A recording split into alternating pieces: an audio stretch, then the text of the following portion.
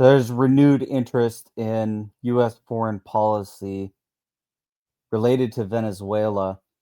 This is a topic that we've talked about before, and it's not that it hasn't been on our radar, but we've got some new things that have been occurring recently. We've got military vessels that are now in the vicinity of Venezuela. Lucas, you've been watching this fairly closely. Why don't you fill me in on what exactly is going on here? This is a renewed interest from the Trump administration. What do we have going on here? Well, we have been keeping an eye on Venezuela since the election and the rhetoric and the concern in the election about immigration or immigrants in the United States, and especially a lot of that. There was a huge thread of concern about Tren de Aragua, a gang from Venezuela, or a supposed gang from Venezuela. But some things have happened recently that that should give us cause to maybe focus a little more attention on what's going on in Venezuela, how the Trump administration might be turning to Venezuela for a couple of reasons. So yes, they have sent several Navy vessels, Navy ships to the northern coast of Venezuela. The stated reason for sending them has been concerns about drug traffic, narco trafficking. Um, they have also, earlier this month, I believe on August the 9th, the State Department posted a reward for for the arrest, somehow for the arrest of Nicolás Maduro, the president, the duly elected president of Venezuela. Um, right, I don't think that Maduro actually um, uh, responded with a call for $50 million reward for the Epstein files, but that was a joke that was going around the MAGA sphere, as This is the reverse $50 million award. yeah, that's the quid pro quo. Maduro strikes back with $50 million $50 million reward for the Epstein files. So, not true, but funny nonetheless. And it also exposes, or it shows us some of the deeper conversations that are going on, the turmoil in the the MAGA wing of the Republican Party. And I And think, and this is the real one that they are actually doing this. So this is not a joke from the U.S. side. The U.S. really is offering $50 million. I mean, maybe even a more sinister joke, but no, the State Department actually has issued this. And I say even more of a sinister joke. Where does the United States State Department get off um, labeling the president of a sovereign country in the world as a terrorist, and essentially putting a bounty on that president? This this is a disgusting abuse of. I mean, for Americans to talk about sovereignty, and then to put a bounty on an elected president of another country in the world is disgusting.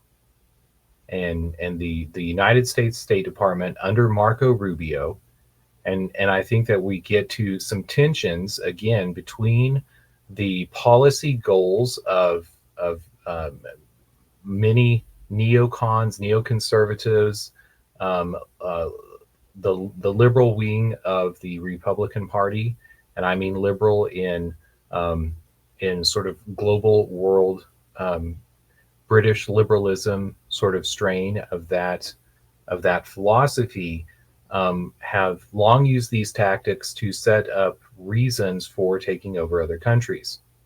I think the real reason that the United States is so very interested in Venezuela is a reason that we've long been very interested in Venezuela, and that's because the amount of oil reserves that exist in Venezuela, and that oil is is not of the most it requires more processing to be used, but there's still a vast amount of oil.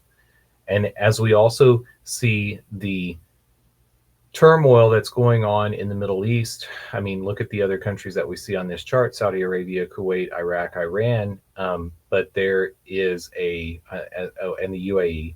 But there is a conflict that has long been boiling over between Israel and all of Israel's neighboring countries, and that Israel seems to be losing the upper hand with. I don't know if you saw this morning, but Turkey, along those lines, has declared that they are stopping all of their economic trade and possibly boat traffic going into Israel too. So the the balance of power tilts heavily in Western Asia, and the United States has been pulling its troops out of Western Asia. Donald Trump showed to us in his first term that talking in talking with the Pentagon about what's best for the security of the United States, telling them that you wanted to bring the troops home was a non-starter for them. And the Pentagon had concerns with, oh, we have all of these contracts, we have to keep the military paying for itself, so we need to have another use for the military. And I think this is more broadly things that are going on with the planning of the Trump administration and why they're turning a focus on Venezuela. So there's a couple of policy goals that come together here. But the thesis is that Trump doesn't actually want a conflict here, but rather he has a continued desire to end foreign entanglements, bring military personnel home instead of expanding. So this looks like it's expansionist. This looks like there's a renewed vigor towards having a conflict in Venezuela. You're saying that's a red herring. That's not actually what's happening here. Well, Trump seems to lead with a lot of bluster in conflicts with Russia, with Iran, with China, with India, and then he seems to back down from all of the bluster that he leads with. Now, some people sort of put some people plaster that in a they don't put a lot of how should I put this? They don't put a lot of stock in that method, but that is Trump's modus operandi. So whenever I see Trump turning to fight Venezuela, I think there's also deeper ties here that and I read so much of this as a fight between him and the Pentagon, who did not listen to him in his first term. Now, we also have to bear in mind the support that Venezuela gave to Julian Assange for the number of years that Britain and the United States kept him locked in an Ecuadorian embassy in London. And what was Julian Assange in embassy jail and while facing sort of contrived charges that the United States had marshaled against him, sort of like this contrived reward for Nicolás Maduro. Julian Assange was under fire for publishing the DNC emails, and so this gets more broadly into the coup attempt that Donald Trump is fighting here in the United States, the Russiagate hoax from the DNC emails and the allegations by the intelligence community that he was supported and elected because of influence by Russia. So as Trump also pulls the United States out of the Ukrainian conflict, and by the way, Ukraine allowed all of the youth under the age of 22 to leave the country yesterday. I think in one day, 10,000 of them drove to Poland and crossed the border. So whatever you've been hearing about Ukraine's possibilities for winning that war, or for Europe to continue to support them, that is collapsing ever more quickly. And so I think, like also mentioning Russia, as Trump turns toward or sends the military to Venezuela, and the State Department posts a reward for Nicolás Maduro, I think the most important things that should give us pause as to how deeply the United States is interested in jumping into a hot war or a hot conflict with Venezuela. Russia, when the United States dispatched those ships to Venezuela, um, I'm not sure. It may have been Sergei Lavrov, may have been Medved, but one of the Russian leaders made a public statement that the United States should in no way attack Venezuela or interfere further with Venezuelan elections. And on the heels of that announcement, China also joined in and said, we do not support what the United States is doing with Venezuela. Venezuela is a sovereign country, and the United States should not attack Venezuela. So as we understand the United States weakening position in world politics, we ought to take those statements by other world leaders, China and Russia. We ought to take a lot of notice of them. And I was concerned that the United States might think Is that is Venezuela a BRICS company or country? Are they participating in the whole BRICS infrastructure? Because there's no V in BRICS, but I guess it's coming to mind. I'm not sure if you know. I'm fairly certain that Venezuela is a BRICS country. We should probably check up on that. But Venezuela has, BRICS comes from sort of lobbying in that direction from South America. Ecuador, South America, or Ecuador, Venezuela, Brazil have were banging the drum Ooh, of they applied and they were rejected. they were in BRICS. rejected. Yeah. Well, maybe that comes from some tensions between them and Ecuador. I'm not sure. But regardless, the movement towards an alternative currency to the dollar has not just been France in the 1960s. The South American countries were tried to start their own currency. I can't remember what it's called, but they have been part of the the boiling pot, or they've been in the kitchen planning up schemes to get out from the United States dollar for quite some time. We should also add that this conflict between the United States and Venezuela is very deeply rooted. It starts before Nicolás Maduro. Nicolás Maduro comes into power in Venezuela after Hugo Chavez passed away. And I'm not sure if you remember who Hugo Chavez was, but he was the world leader that was most against George W. Bush and the Iraq War. And he had set up a socialist regime that nationalized the oil in Venezuela, the vast amount of oil, and was taking the revenue from the sale of that oil and dispensing it throughout the country. And the United States was most incensed by this because the nationalization of that oil took it from the control of Chevron. And Chevron was previously the country that was working, quote unquote, for Venezuela to extract their oil from them. Now, on those lines, in the summer of 2024, leading into the election, Chevron moved its headquarters from California to Houston, Texas, or I should say back to Houston, Texas.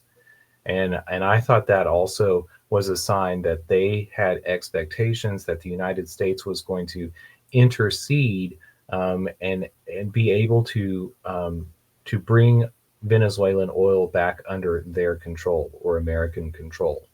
And the United States, during the last several elections, even Nicolás Maduro's election, has tried uh, uh, to to to delegitimize the Venezuelan election and claim that it was stolen by Nicolás Maduro. And that is contrary to what other international organizations who have monitored those elections have said.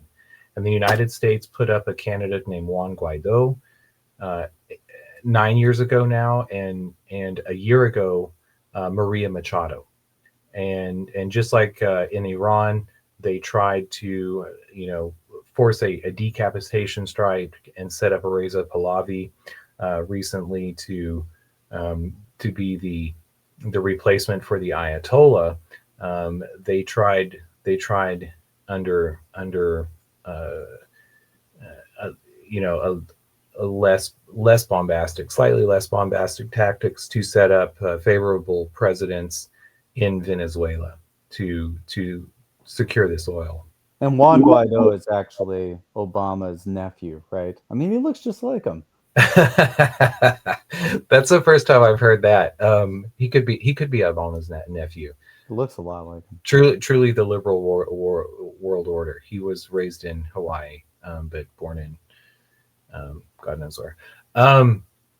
So this is what the United States has on its plate now. And again, I don't think that Donald Trump is actually going to attack Venezuela. I think that he has taken to heart the conversation between Douglas McGregor and Robert O'Brien in his first term, whenever they were having discussions about pulling American troops out of Afghanistan, Iraq, all the NATO, Asia, and Europe, and bringing them home. And Robert O'Brien was a national security advisor who was very very aligned with the neoconservatives in Washington, and expressed concerns, which is a great video from Douglas McGregor, by the way, about what the purpose of the United States military was, and said, and basically insinuated to McGregor that McGregor saw no purpose for the United States military. And the latent question there was, well, what would they be doing? And McGregor's response was that the United States had problems along its southern border, had problems with drug trafficking, and was going to see problems with terrorist cells within the United States because of the the explosion in technology of the likes of drones and I don't know what we call it, spider web tactics, like we saw with the pager, with the detonation of the pagers that Israel used against Palestinians, against supposedly against Hamas, that the Ukrainians used against Russia in targeting their nuclear bases. And so I think that Trump has taken a page out of that book, and on one hand wants to remove the United States troops from all of the countries. He still wants to remove the troops. He still has a very nationalist agenda, and so bringing troops from West Asia and from Europe to the Caribbean, to the Lesser Antilles, brings them a lot closer home. And I think that's part of his playbook here. So I think we should also be keeping an eye on what's going on in Texas along the southern border. Earlier this year, the federal government remilitarized a strip of land along the southern border that had been carved out as an area of military jurisdiction. That's excluding Texas, because Texas fought for its own independence as a republic before joining the Union. But Texas, the governor of Texas, is also very amenable to using federal troops to secure the southern border. So what?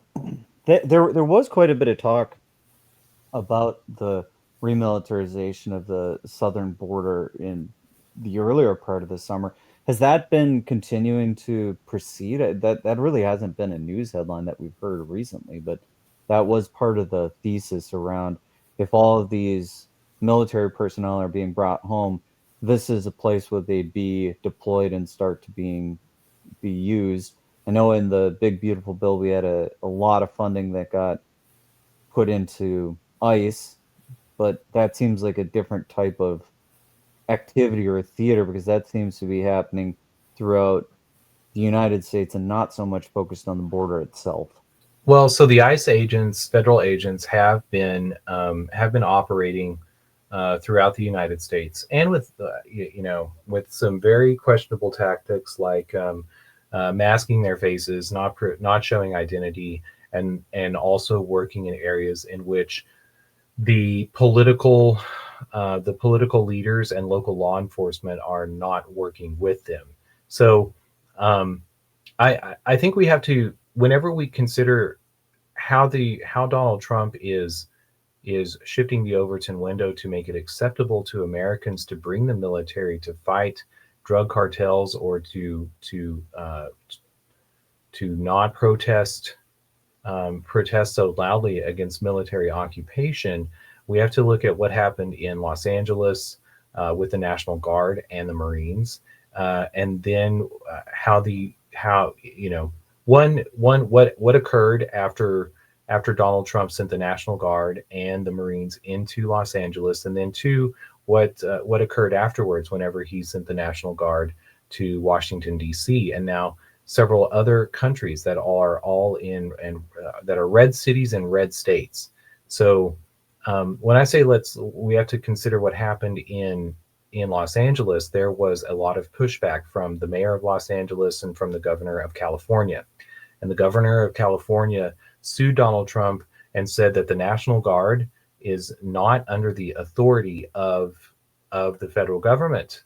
The federal government trains the National Guard, but unless there is a declaration of war or an emergency situation, the National Guard is actually under the authority of each governor from of the corresponding um, uh, state from which that National Guard is marshaled.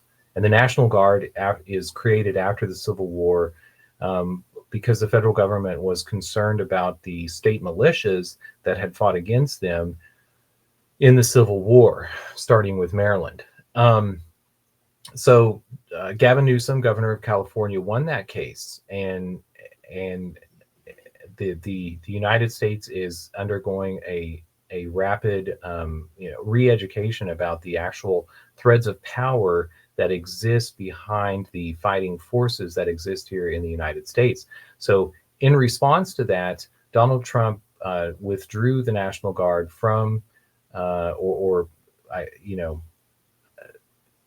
recognized the control of the California governor, and instead of sending the National Guard um, and a small force of Marines, because the small force of Marines I thought very interesting in that regard too, or in the Los Angeles case. But the next step that they took was to actually send the National Guard into Washington D.C. And Washington D.C. is not a state; it is the only district in the United States that is not a state. It is the only area that the federal government actually has national powers. And we saw a conflict there, a fight um, over who actually had control of that, because the DC politicians, the mayor of DC said, we don't want this, we don't control this. This is against the Home Rule Act of 1971. Um, but Congress and the federal government and the president have a deeper claim to control of that area.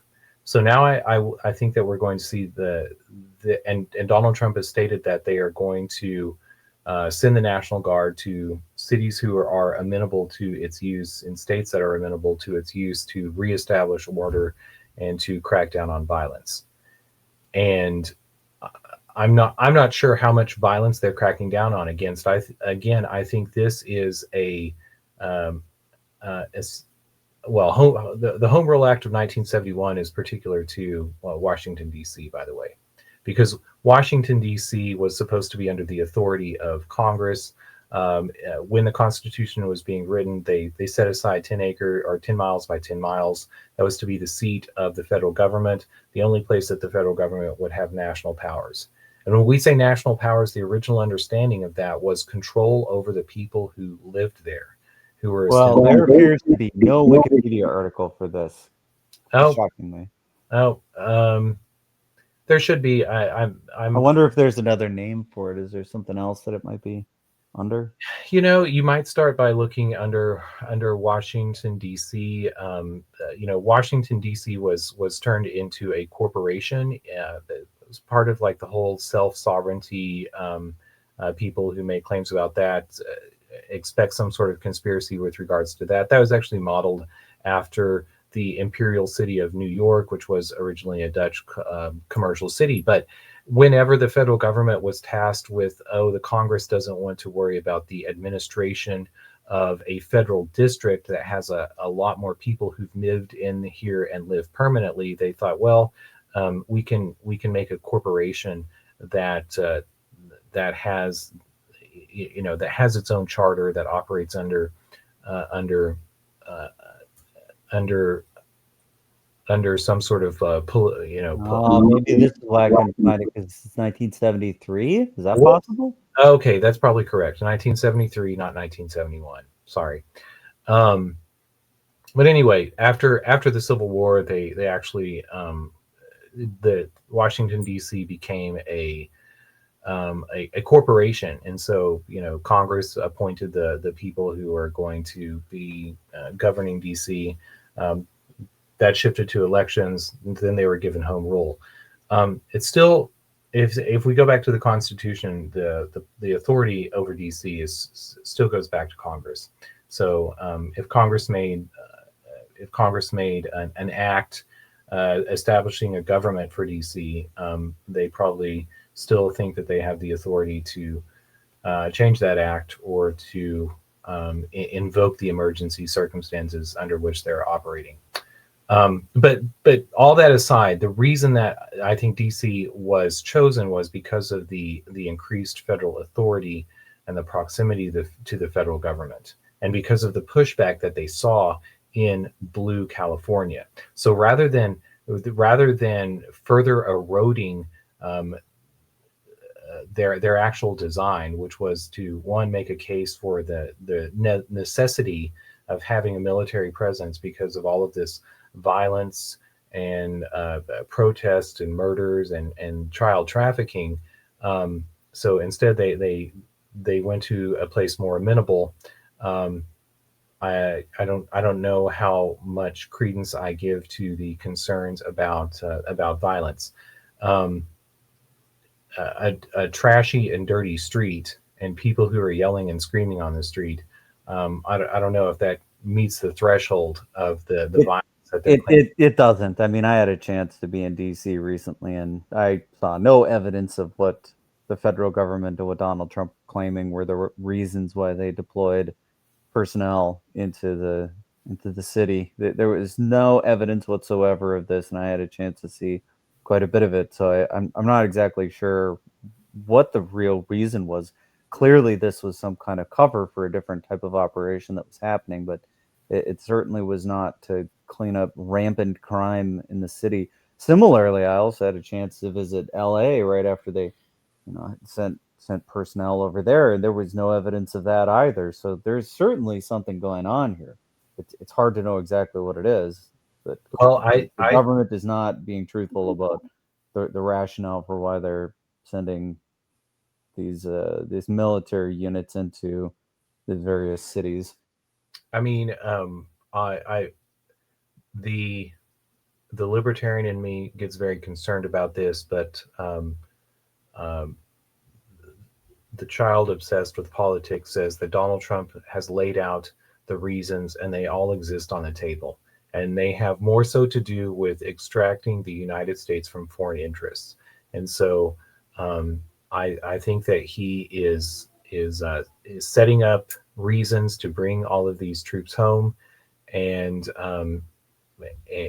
he's well intended in that regard. I worry about what what will happen with civil liberties and what is already how civil liberties have already eroded in the United States as we've led into this. But for Americans to begin to grapple with what the policies of uh, of the American empire have been abroad on a national, a local, or on their own grounds, what's been occurring in the various countries of the world is is a a faster path to rectifying rectifying some of those policies. So I think Donald Trump is bona fide and truly concerned about uh, the effect that America has on the rest of the world, the conflicts that are looming as America has lost its overbearing power in exerting those policies on the rest of the world. And rather than have a nuclear war with Russia and have a nuclear war with China and have a nuclear war with Iran, he says it's probably better to bring those troops home and for us to force a conversation about the power and the size of our military on the home front. That sounds like it might be the end of the topic for today. Did you have anything else you wanted to bring up, or is that kind of the gist of it? I guess I'm trying to think if there's anything else that I want to add. I guess I would just add on that note that there are very, very momentous changes in the balance of power. I obliquely mentioned them with regards to Ukraine, with regards to the Middle East, with Western Asia, and now with India.